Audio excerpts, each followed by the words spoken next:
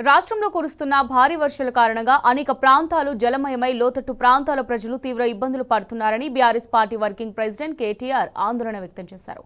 ఈ విపత్కర పరిస్థితుల్లో బీఆర్ఎస్ పార్టీ శ్రేణులు, ప్రజాప్రతినిధులు వర్ష బాధితులకు అండగా నిలవాలని పిలుపునిచ్చారు. ఇప్పటికే అన్ని రంగాల్లో విఫలమైన ఈ కాంగ్రెస్ ప్రభుత్వం చర్యలు తీసుకున్నా లేకపోయినా ప్రతిపక్షంగా బీఆర్ఎస్ కార్యకర్తల బాధ్యత ఎక్కువని కేటీఆర్ గుర్తు చేశారు. బీఆర్ఎస్ కార్యకర్తలు వెంటనే వరద ప్రభావిత ప్రాంతాలకు వెళ్లి త్రాగునీరు, పాలు, ఆహారం, మందులు, బట్టలు వంటి కనీస అవసరాలు అందించాలన్నారు. అత్యవసర వైద్య అవసరాల కోసం కూడా అవసరమైన చోట మెడికల్ క్యాంపులను ఏర్పాటు చేసేందుకు చర్యలు తీసుకోవాలని సూచించారు. సహాయక చర్యల్లో స్థానిక ప్రభుత్వ సిబ్బందితో సమన్వయం చేసుకోవాలని కేటీఆర్ పిలుపునిచ్చారు. వాతావరణ శాఖ హెచ్చరికల మేరకు రాబోయే 3 రోజులు భారీ వర్షాలు కురిసే అవకాశం ఉన్నందున ప్రజలు అప్రమత్తంగా ఉండాలని కేటీఆర్ సూచించారు. అత్యవసరం అయితే తప్ప బయటకు రావద్దని, లోతట్టు ప్రాంతాల ప్రజలను సురక్షిత ప్రాంతాలకు తరలించేందుకు చర్యలు తీసుకోవాలని కోరారు.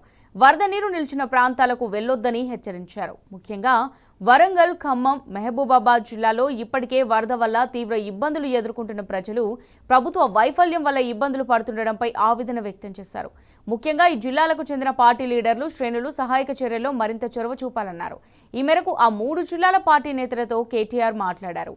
ఈ కష్టకాలంలో భారత రాష్ట్ర సమితి పార్టీ శ్రేణులు, పార్టీ ప్రజలు అండగా ఉంటుంది. అందరూ ధైర్యంగా ఉండాలని కేటీఆర్ పిలుపునిచ్చారు.